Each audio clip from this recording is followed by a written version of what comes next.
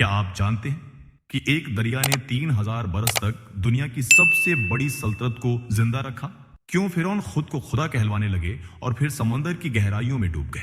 کیسے اہرام آج بھی قائم ہے مگر وہ بادشاہ مٹ گئے جو خود کو امر سمجھتے تھے؟ اور آخر مصر جیسی عظیم تہذیب کیوں بکھر گئی؟ اس ویڈیو میں ہم جانیں گے اس تہذیب کی پوری داستان جس نے تاریخ کو ہمیشہ کے لیے بدل دیا۔ نیل کے کنارے بہنے والا پانی صرف ایک دریا نہیں تھا بلکہ ایک ایسی رگ تھی جس نے مصر کی زمین کو زندگی بخشی۔ ہر سال جب یہ دریا لبریز ہوتا تو آس پاس کی زمین جھرخیز ہو جاتی، اناج اگتا، کھانے پینے کی کمی نہ رہتی اور لوگ سکون سے سانس لیتے۔ جب پیٹ بھر گیا تو خواب جاگنے لگے اور انسان نے سوچا کہ وہ اپنے لیے شہر بسائے گا، عمارتیں کھڑی کرے گا اور ایسے نشان چھوڑے گا جو آنے والے وقتوں کو حیران کریں گے۔ یوں مصر کی تہذیب نے جنم لیا، ایک ایسی تہذیب جس نے دنیا کو 3000 برس تک اپنی طاقت کا قیدی بنا رکھا۔ اس کے حکمرانوں کو صرف بادشاہ نہیں کہا جاتا تھا بلکہ لوگ ان کے سامنے جھک کر انہیں خدا ماننے لگے۔ یہی وہ فرعون تھے جن کا نام سن کر رعایا کے دل کانپتے اور دشمنوں کی صفوں میں لرزہ دوڑ جاتا۔ کہانی کا پہلا عجیب موڑ تب آیا جب ایک حکمران نارمر نے مصر کو 2 حصوں سے نکال کر ایک کیا۔ اس نے بالائی اور جھیرے مصر کو متحد کر کے ایک نئی سلطنت کھڑی کی۔ یہ اتحاد محض زمینوں کا ملاپ نہ تھا بلکہ ایک نئی طاقت کی پیدائش تھی۔ عوام نے نارمر کو صرف لیڈر نہیں سمجھا بلکہ اسے خدائی قوت کا مظہر مان لیا۔ اسی زمانے میں وہ عجوبات تعمیر ہوئے جو آج بھی دنیا کے 7 عجوبات میں گنے جاتے ہیں۔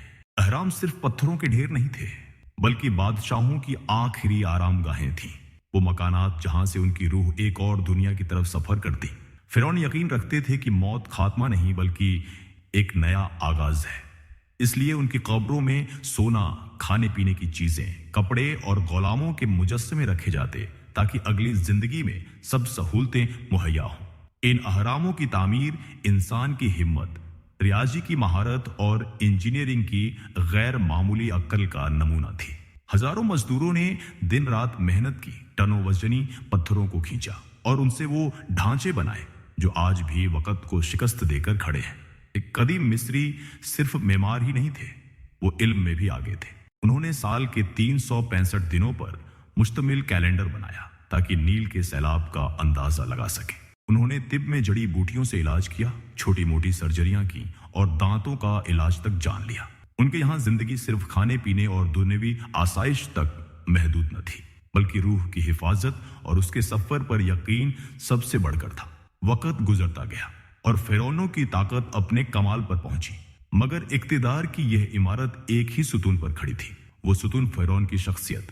جیسے جیسے حکمران طاقتور رہا ویسے ویسے سلطنت مضبوط رہی، لیکن جیسے ہی کمزور ہاتھ تخت پر بیٹھے تو دراریں پڑنے لگیں۔ یہی کمزوری آنے والے زوال کی پہلی خبر تھی جو وقت کی سرگوشیوں میں چھپی ہوئی تھی۔ وقت کی گردش میں وہ لمحہ بھی آیا جب فرعونوں کی گرفت ڈھیلی پڑنے لگی۔ جو مقامی گورنر پہلے فرعون کے ماتحت کام کرتے تھے وہ خود مختار ہونے لگے، طاقت چھوٹی چھوٹی ریاستوں میں بٹ گئی اور مرکزی حکومت ٹوٹنے لگی۔ سلطنت کے اندر طاقت کی یہ کھینچا تانی پہلی بڑی کمزوری ثابت ہوئی۔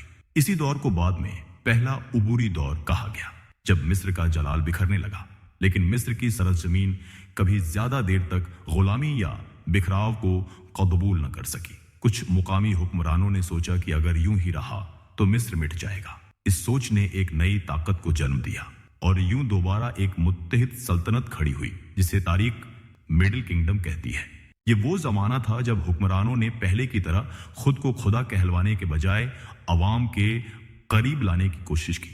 انہوں نے کہا، ہم خدا نہیں بلکہ خدا کے نمائندے ہیں، ہمارا فرض ہے کہ رعایا کی حفاظت کریں اور انصاف فراہم کریں۔ یہ نرم لہجہ رعایا کے دل میں گھر کر گیا اور مصر ایک بار پھر سنبھلنے لگا۔ اس دور میں زراعت کی نئی اسکیمیں بنائی گئیں، نیل کے پانی کو نہروں کے ذریعے کھیتوں تک پہنچایا گیا، سرخیزی بڑھی، اناج جمع ہوا اور معیشت نے سانس لینا شروع کیا۔ صرف کھیتی ہی نہیں بلکہ تجارت نے بھی نئی راہیں اختیار کی۔ مصر کے قافلے دور دور کے علاقوں تک گئے اور وہاں سے مال لائے۔ ان تعلقات نے مصر کو نہ صرف دولت مند بنایا بلکہ ثقافت میں بھی نئی رنگتیں بھری۔ فرعونوں نے اپنی شبیہ بدلنے کی کوشش کی، وہ عوام کو قریب لانے کے لیے نرم لہجے میں بولنے لگے۔ انہوں نے اپنی طاقت کو خدمت کا روپ دینے کی کوشش کی، ये एक सियासी तदबीर भी थी ताकि रियाया को साथ रखा जा सके। इसी दौर में अदब और फनून में नई जान पड़ी, कहानियां लिखी जाने लगी, मंदिरों की तामीर शुरू हुई और मिस्री तहजीब ने अपनी शिनाख्त को फिर से ताज़ा किया। मगर तारीख की रोशनी हमेशा एक ही जगह नहीं रहती। जैसे ही वक्त गुजरा, मिस्र की सल्तनत एक बार फिर खतरे की जद में आ गई। इस बार दुश्मन अंदर से नहीं बल्कि बाहर से आया। शुमाल की जानिब से एक अजनबी कौम उतरी जिसे हिक्सोस कहा जाता था। उनके पास घोड़ों पर दौड़ने वाली रथें थीं, मजबूत लोहे के हथियार थे और वो जंगी चालों में माहिर थे। मिस्र की फौज उनके सामने डगमगाई, इलाके हाथ से निकलने लगे और फिरौनों की सल्तनत एक बार फिर अंधेरों में डूबने लगी। लेकिन यह हार हमेशा की न थी। मिस्र ने शिकस्त से सबक लिया।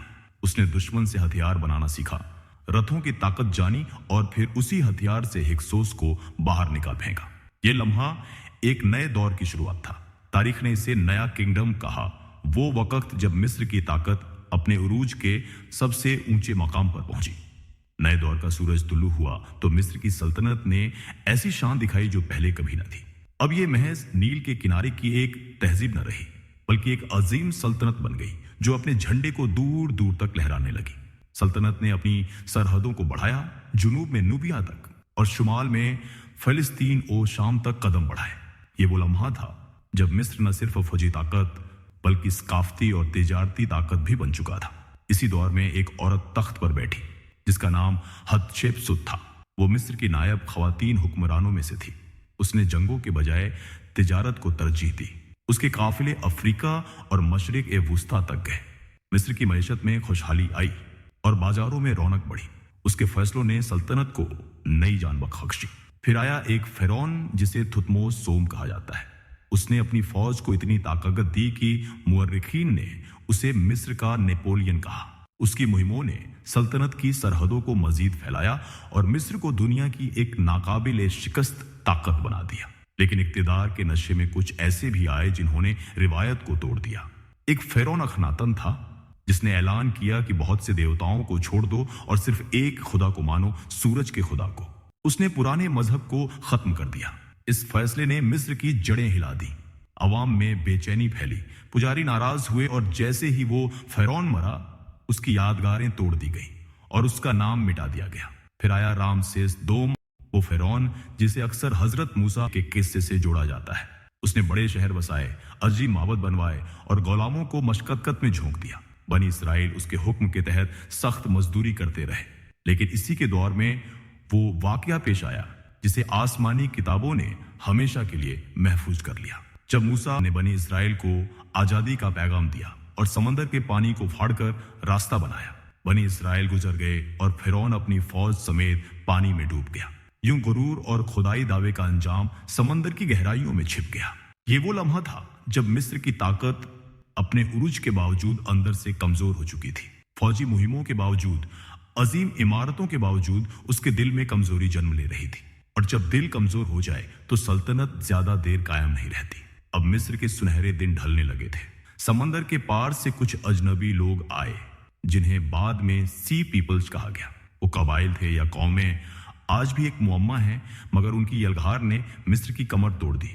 वो जहां भी उतरते तबाही मचाते और मिस्र की फौज को कमजोर करते। इधर अंदरूनी करप्शन भी बढ़ गई। पुजारी आपस में इक्तिदार की कश्मकश में उलझने लगे। सल्तनत का वो निजाम जो हजारों बरस कायम रहा था, अब रेजा रेजा हो रहा था। जब रामसेस सोम के जमाने तक पहुंचे तो मिस्र की ताकत इतनी कमजोर हो चुकी थी कि वो दोबारा खड़ा ना हो सका। इसके बाद सल्तनत कई टुकड़ों में बंट गई। कहीं पादरी ताकतवर हो गए, कहीं मुकामी सरदार। मिस्र अब अपनी पुरानी अजमत का साया बन चुका था। ऐसे वक्त में बाहर की कौमों ने मौका देखा। सबसे पहले नुबियाई आए और मिस्र पर काबिज हुए। फिर असीरियाइयों ने हमला किया जो अपनी सफाक फौजी ताकत के लिए मशहूर थे। इसके बाद फारसी आए और मिस्र उनके हाथों में चला गया। एक के बाद एक सल्तनत आती रही और मिस्र उनके कब्जे में जाता रहा। लेकिन असल बड़ा मोड़ तब आया जब सिकंदर ए आजम अपनी फौज के साथ आया। हैरान कुन बात यह थी कि मिस्रियों ने उसके खिलाफ लड़ने के बजाय उसे खुशामदीद कहा। वो फारसियों से तंग थे, इसलिए उन्होंने सिकंदर को नजात दहंदा समझा। मगर सिकंदर की मौत जल्दी आ गई, सिर्फ 32 बरस की उम्र में। इसके बाद उसका जनरल टॉलेमी मिस्र का हुक्मरान बना और एक नई यूनानी नस्ल की बादशाहत कायम हुई। टॉलेमी खानदान ने अपनी हुकूमत को मिस्री अंदाज में ढाला, लेकिन उनकी जड़ें यूनानी थीं। इसी खानदान से वो औरत निकली जिसका नाम क्लियोपेट्रा था।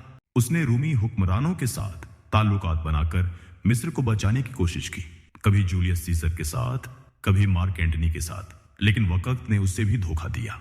रोम की ताकत के आगे क्लियोपेट्रा और उसका मिस्र डगमगा गया। मार्क एंटनी की शिकस्त के बाद क्लियोपेट्रा ने अपनी जान दे दी और यूं मिस्र की हजारों साल पुरानी सल्तनत रूमी सल्तनत का एक सूबा बन गई। ये वो लम्हा था जब 3000 बरस तक कायम रहने वाली अजीम तहजीब अपनी कहानी मुकम्मल कर गई। नील का दरिया आज भी बहता है, अहराम आज भी खड़े हैं, लेकिन वो फिरौन जो खुदाई का दावा करते थे वक्त के रेगजार में गुम हो गए। तारीख ने यह सबक छोड़ा कि कितनी ही अजीम सल्तनत क्यों ना हो,